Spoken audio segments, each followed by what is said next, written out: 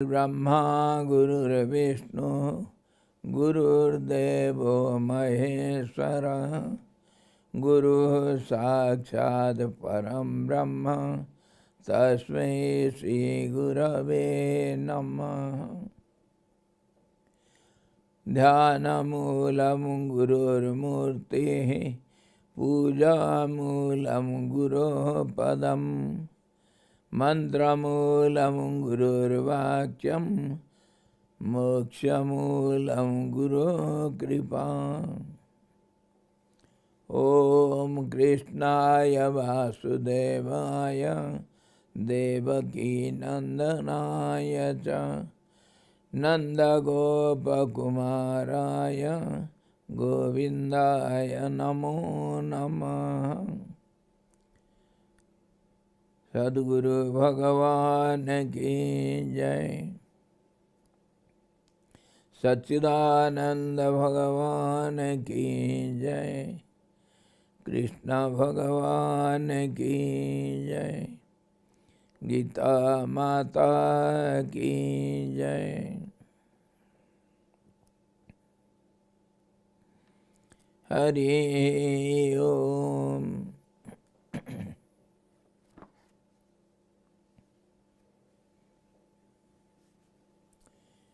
We are discussing Bhagavad Gita, second chapter, and yesterday we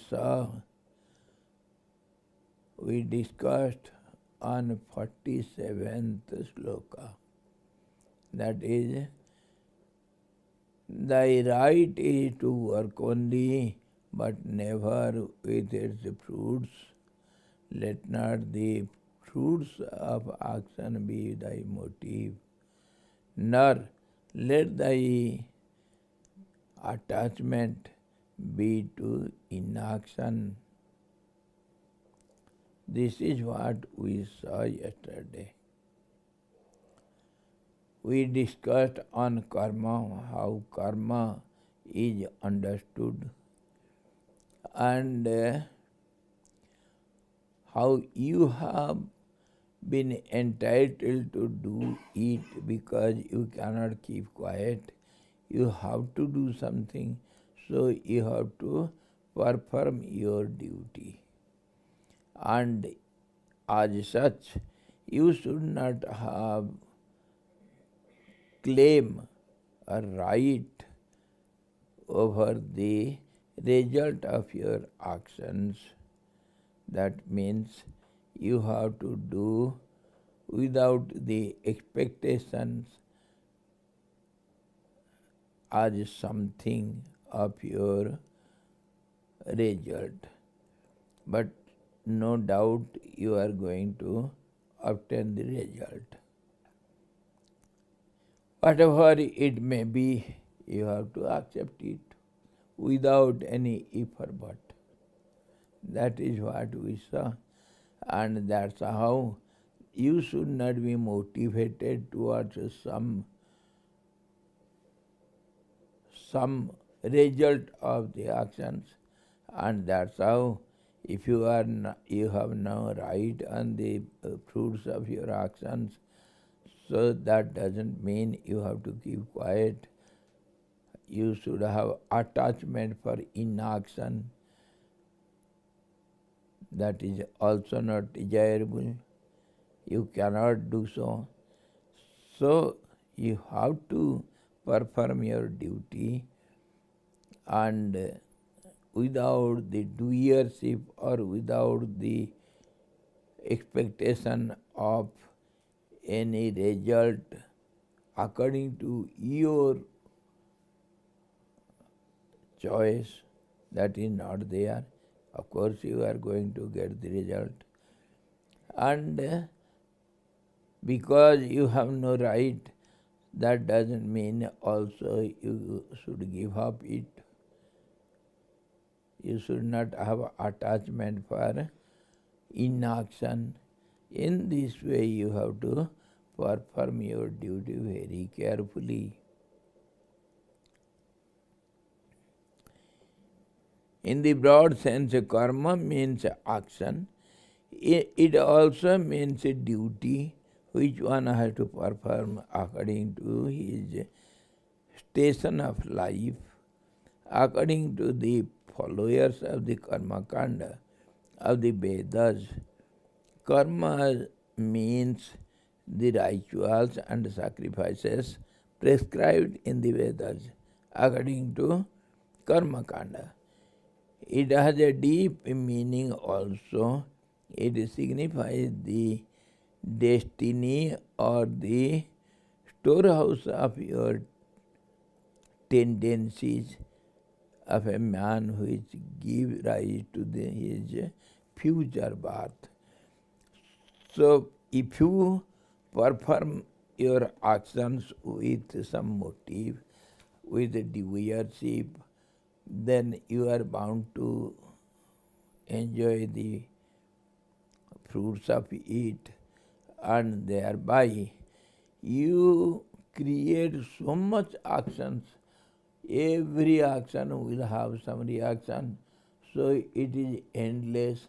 So when you are going to enjoy those reactions, fruits, then there is one lifetime is not enough, and one body is not enough. So naturally, you have to undergo many births and deaths, and you are bound to fall into the cycle of birth and death of this world. And that's how you are ever bound.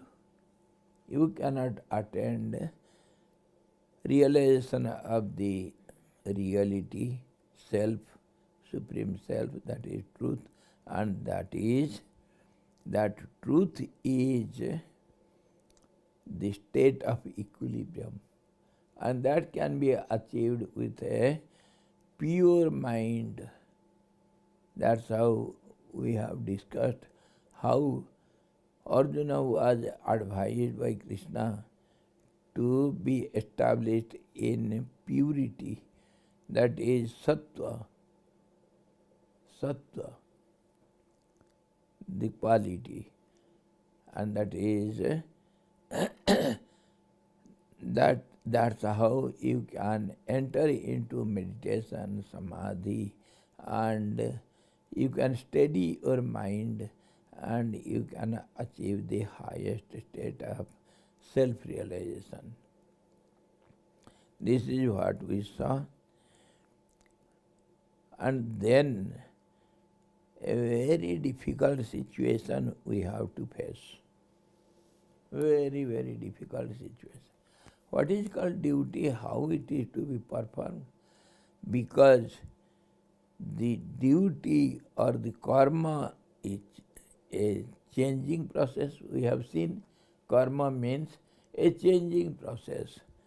Karma, yesterday we saw the definition of karma, the meaning of karma, action, that is movement upward, downward, sideward, and contraction and distraction, and also movement, gati. So in all directions, when something is moving, that is known as karma. So naturally, karma varies from person to person, from time to time, situation to situation.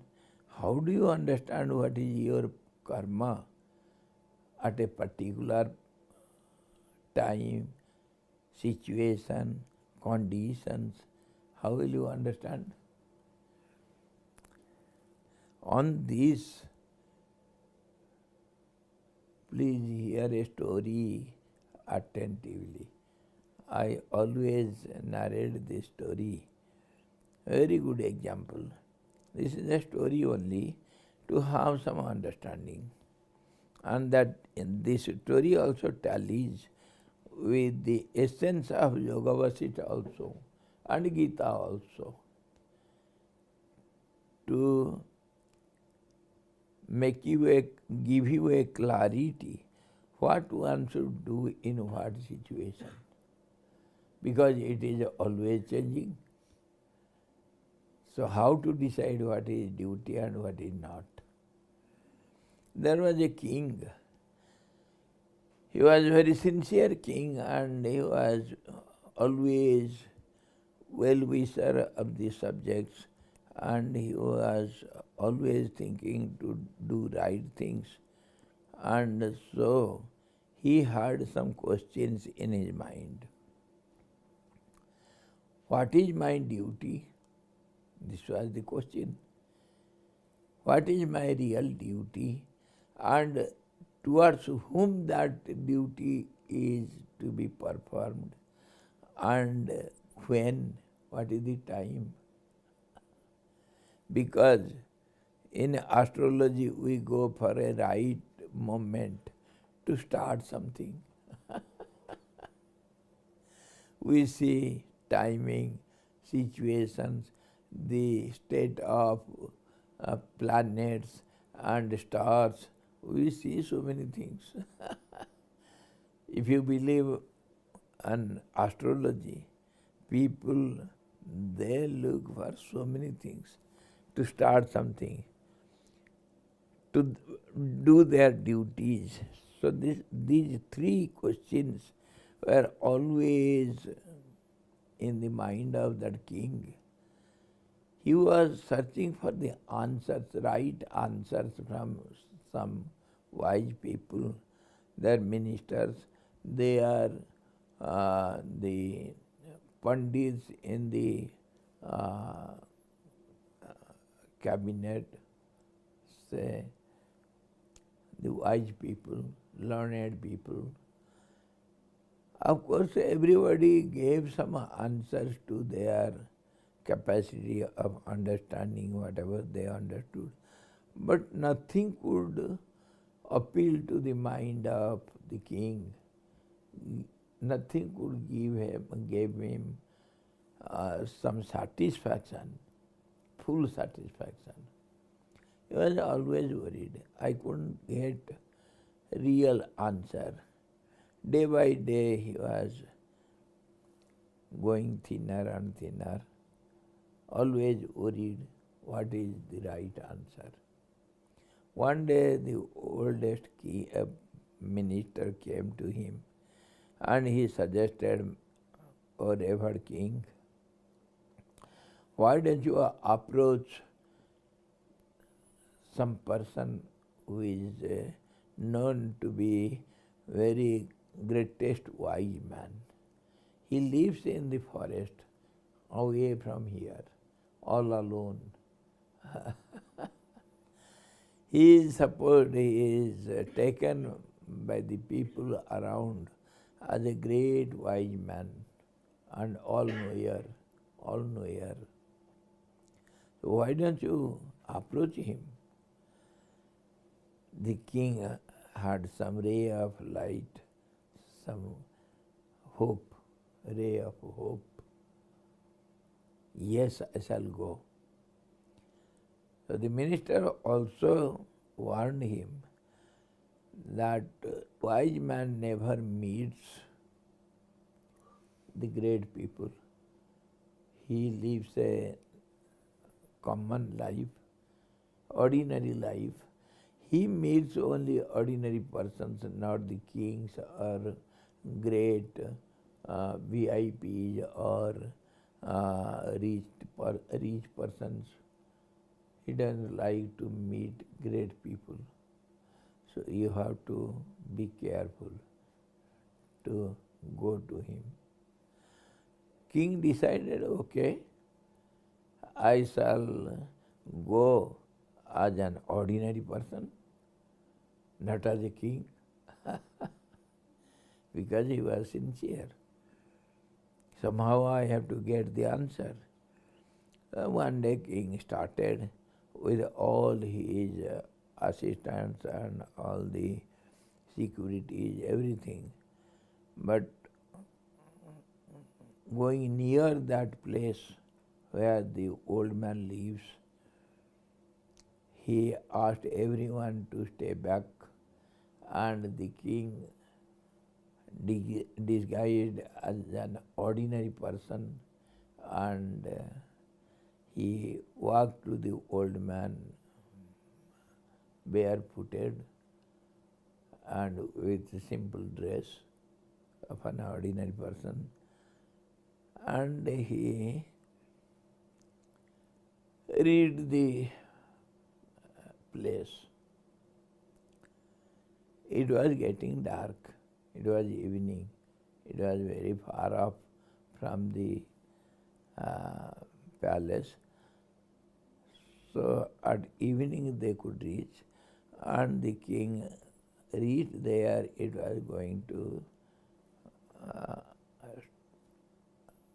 become evening, night, getting slowly dark. And he went there, nobody was there. So silent. He went everywhere. Some 2-3 horses were there. Nobody was found. In the end, he could find out. The king didn't know the old man before. So he guessed some old man was digging some land in some corner, and he was waiting. He had a spade in his hand, and he was going on digging.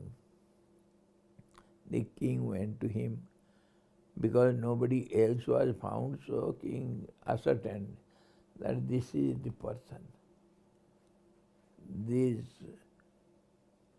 great people, they act very mysteriously. What do they do? With what intention, nobody knows. But this person was digging the land, so the king prostrated before him, and looking at the old man, the king uttered his 3 questions. "O great one, I have come here to meet you with the expectation of the answer of these 3 questions. Can you please reply my questions?" He told, "I want to know what is my real duty, and towards whom shall I perform my duty? Who is the person towards whom my duty is to be done? And what is the right time of performing my duty?" These 3 questions, I couldn't get any perfect answer from anyone. So I have come to you. Please be kind to give my answers. The old man didn't look at the king. He overheard all these words of the king, and he was engaged in digging, and he was sweating. Old man. So after some time, after a little while, the king couldn't stay silent. He went to the old man and snatched away the spade and asked him, "Oh, old man, please sit and rest. I will do your job. Come on, I am a strong man." And he started digging instead of the old man. The old man came to the side and was sitting, resting. By the time it was getting dark, all of a sudden there was some commotion. In one corner there was a lot of people and shouting, howling, and they were carrying a person who was wounded in many places of the body, and he was unconscious, and these people were bringing him to this old man.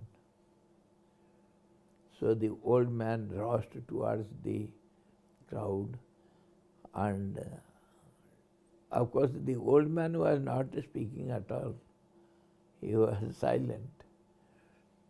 So the people put that unconscious person in the small veranda outside the hut, and they disappeared. They went back. Everything was again silent.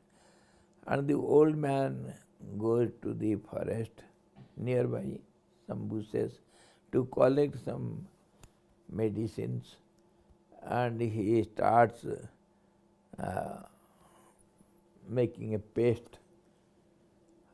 And then the king came forward. He was following the old man, and he came forward and asked, "Oh, old man, please give it to me. I shall grind it for you." And then the old man comes, and he was washing all the wounds and tried to apply the paste. It was ready by the king. And then the king said, "Give it to me, I know it, I will do it." So the king cleaned all the wounds and applied the paste and made bandages, and the wounded person was unconscious. He was lying down, and the old man started sitting beside him, and he was fanning the wounded person. So after a while the king said, "Oh, old man, you are so old. Never mind, I will fan him. Give it to me. I am sitting here. I shall sit whole night. You go and rest." So the old man went in and rested. Whole night the king was fanning him, and then in the morning, early morning, when there was sunrise and soft rays of the sun fell upon the body of the wounded person, slowly he opens the eyes. The wounded man, he got into sense, and of course that medicines worked, and he came to sense. And all of a sudden, when he opens the eyes, he could recognize the king was fanning him and doing he was helping him. So the wounded person got up and started shouting, "Oh king, please excuse me." He fell at his feet and he was telling, "Oh king, please excuse me. I have done a great mistake." The king said, keep quiet, I am not the king." "I am not the king, you are mistaken. I am not any king, and you have misunderstood me. What are you blabbering?" No, my dear, I recognize you fully well. I am, you don't recognize me. I am your old enemy. I am a small kings. They were, the big king will have small states in his kingdom, and they will be under some little, you see, jagiri kya, jagirdar kya, landholders, landlords. The wounded person said, I am your old enemy. I was always acting against you, and all the time you fought with me, I was defeated and you drove me out, and every time I wanted to kill you. But this time I heard that you are going to this old man and you will go all alone without any weapons as an ordinary person. So I was looking for a chance to kill you in the way. I was hiding myself. But your securities, they are so clever. They could recognize me, found me out, and they attacked me and they are about to kill me. But these savages, they are from the jungle. They got together and they saved my life and they only brought me here. I was all the time unconscious. I didn't know anything afterwards. But now I see you are my savior. I wanted to kill you and you have given me life. Please excuse me, I fall at your feet. I will not do so again. You are a great man. Please excuse me.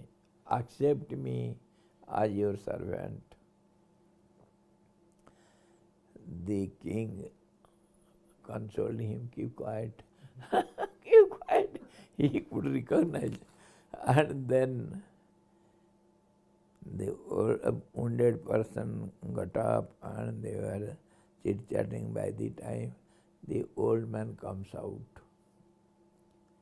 and the king again prostrates before him, and he started again telling the king, "Oh great wise man, I had come to you for some purpose.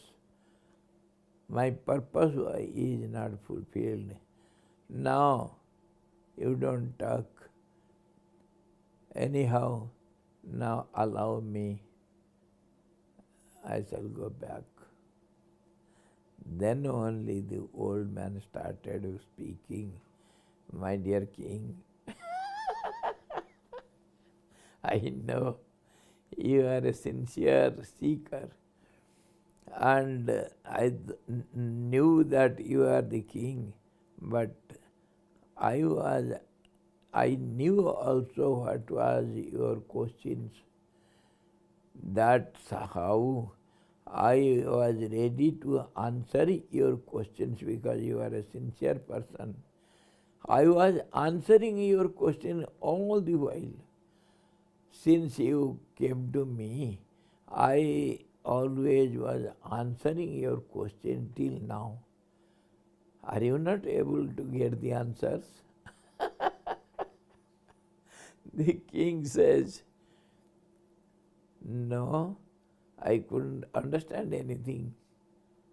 You were all the time silent. What did you answer?" The old man started explaining, "My dear king, you heard the three questions. What is my duty? And you have answered your question by yourself. You came to me, you respected me, that was your duty. And you helped me as an old man. I was sweating and you helped me, that was your duty. And you did it. And you helped me in my treating this wounded person. That was also your duty. You performed your duty. Till now, you are doing your duty. And to whom did you question? To whom shall I help when you came to me to help? Did you question? You did it automatically. I was there to be helped, and you have helped me. There is no question. Whosoever is before you, your duty is to be performed towards him. And you have done it. You didn't question to whom shall I go and help. And about the time, what is the time? Did you go for looking the astrological time? Time is the present. At the present, whosoever is before you, whatever is the demand of the time, situation, that is to be performed, and that you have done well. You have answered your questions, and now you are asking me again. Have you not got it till now? King fell at his feet. Oh, great wise man, I am fully satisfied with the answer. The time is now, and the duty is whatever is before you, and the demand of the time, situations, and surroundings, and the person, whosoever is before you. So why do think so seriously something? These are your answers. The king was so much satisfied. He fell at his feet again and again. The old man says, because you have done your duty towards the right persons and at right time, in time, so as a result, see, your life's enemy has become your friend. The king came back. This is how you have to decide what is duty, towards whom you should perform your duty, and what time, at what time. Now is the time to remember God. That is the best time. And another small story, example, not story. On the sandy, very, very fine sandy beach, if an ant walks, you will get some footprints, isn't it? Over that,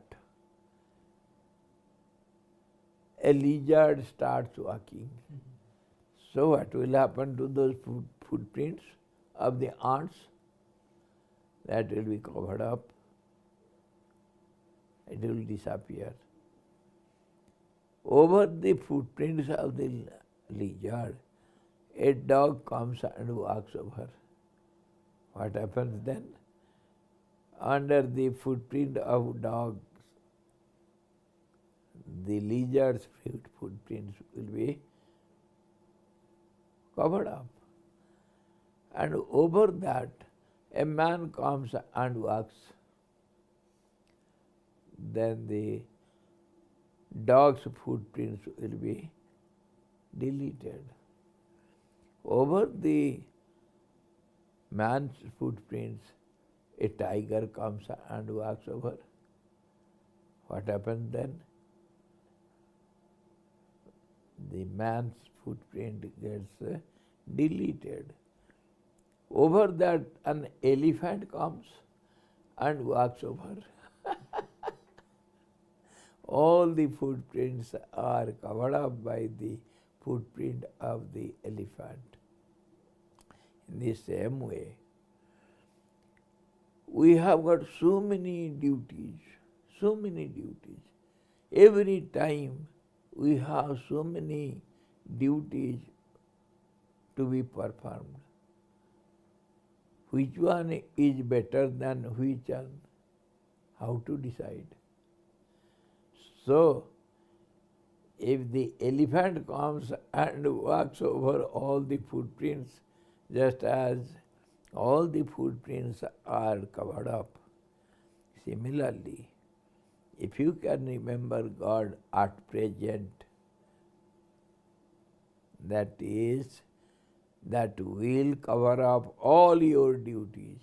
You have some duty towards your friends, towards your kith and kins, towards your parents, towards your family members, towards the society, towards the nation. Everywhere your duties are waiting for you. So what should you do? This is the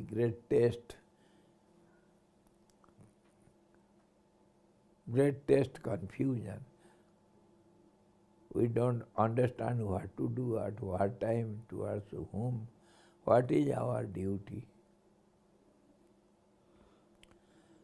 So, if one remembers God, who is the all-controller and the head of the whole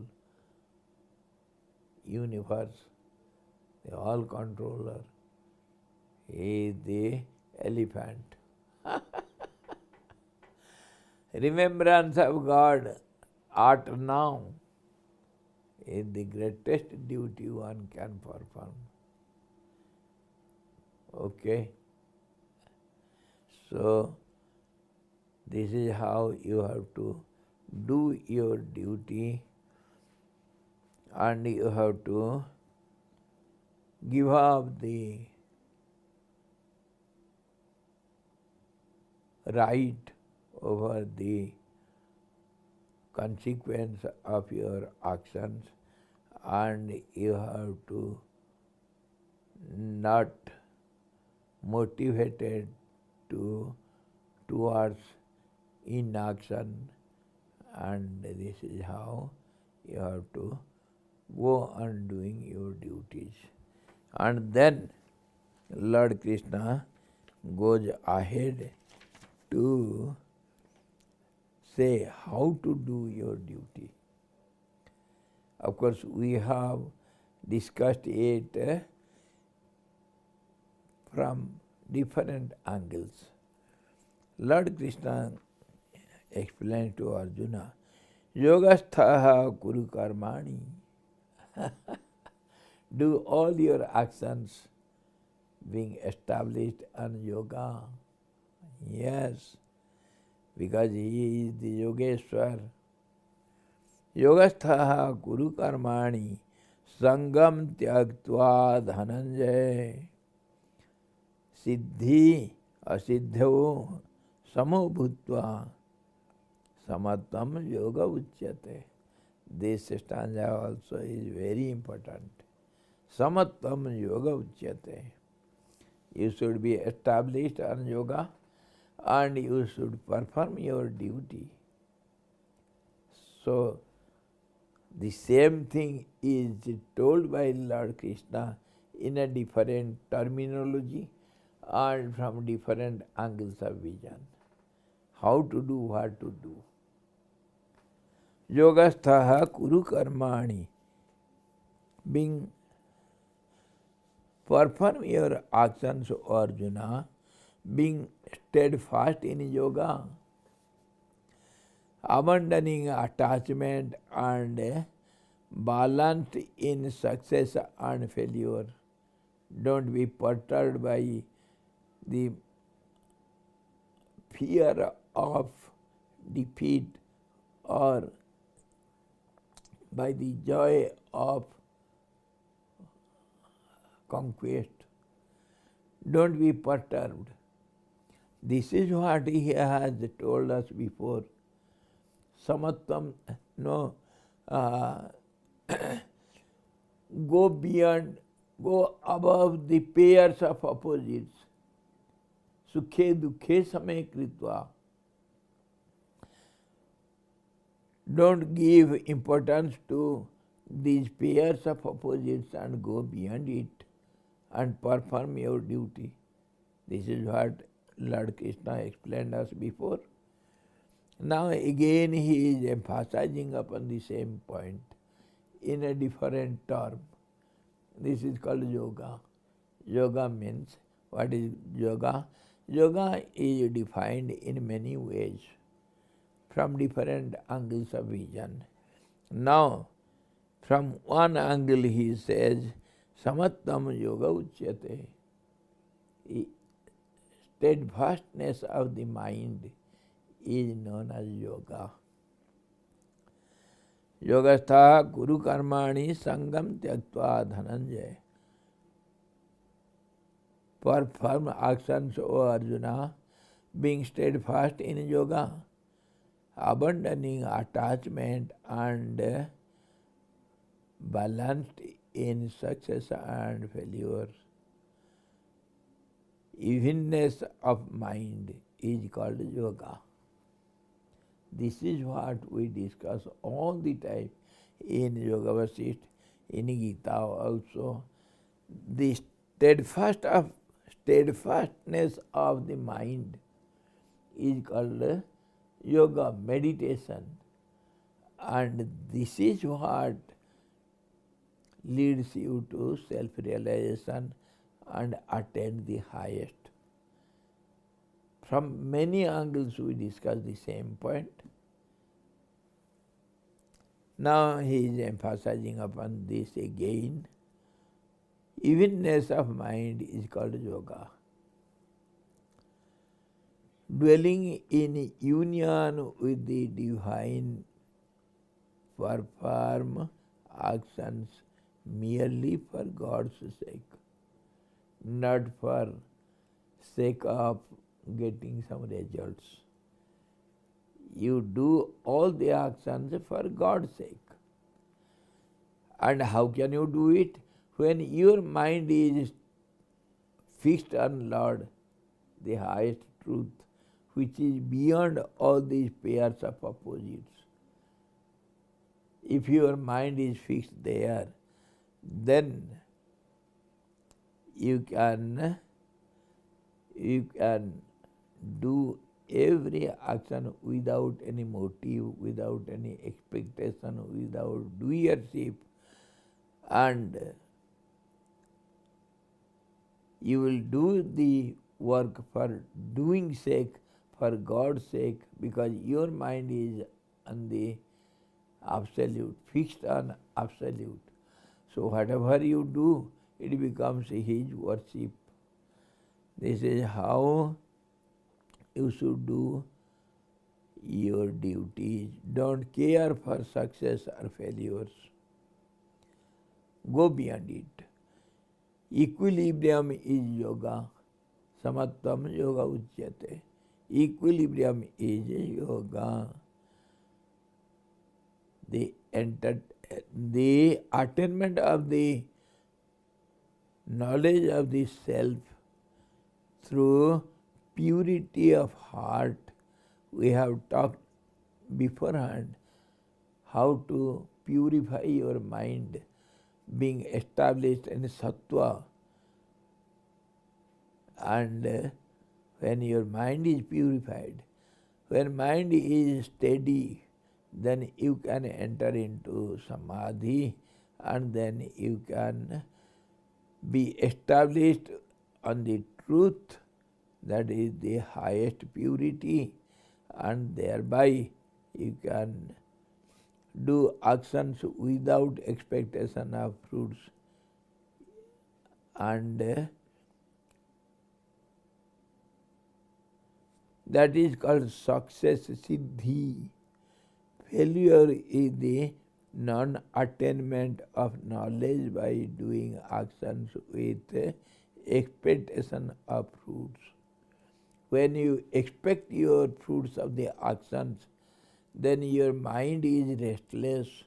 You are ever engaged in doing something with expectation. So that sort of mind cannot enter into samadhi. and you cannot have a state of equilibrium. So, you are bound to come to the cycle of birth and death again and again.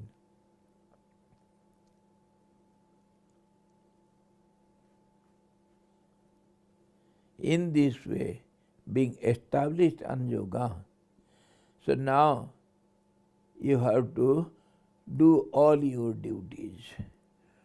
Now we have seen the definition of yoga. There will be several definitions, and everything means only one thing, that is the highest equilibrium. Now he says, oh, it is time now. So tomorrow we shall see. Durena hevaram karma buddhi yogad dhananjaya buddhau saranamanvicha kripanaha phalahetavaha. Those who expect the result of their actions, they are mean-minded fellows. Their mind is so limited, mean-minded, little heart. You should not be like that. We shall see it nicely tomorrow. Durena hevaram karma buddhi yoga dhananjaya, O Arjuna. Far lower than the yoga of wisdom is action, O Arjuna. Far lower than the yoga of wisdom is action. Action means karma yoga. Karma means here. Karma yoga means doing some works with expectation. That beforehand he has given the example of two-sided knowledge of the Vedas, karma kanda and knowledge part. So people who expect the results, that means to go to heavens and enjoy pleasure, these people, they are mean-minded people who prefer karma kanda. That is called action, yoga of action. But here he emphasizes upon yoga of buddhi, wisdom. Wisdom. Follow the path of wisdom and surrender to the path of wisdom, and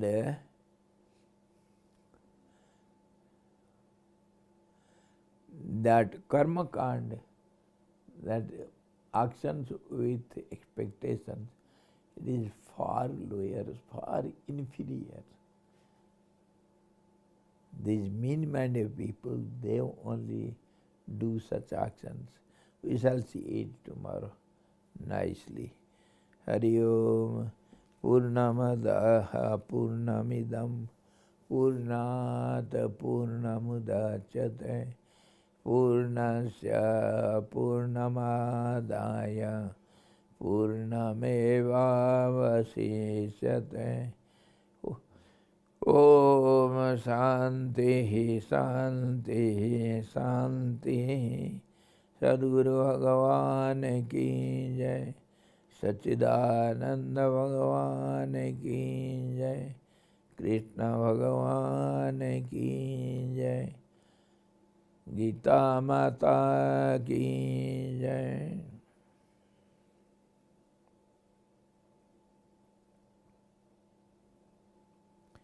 Hari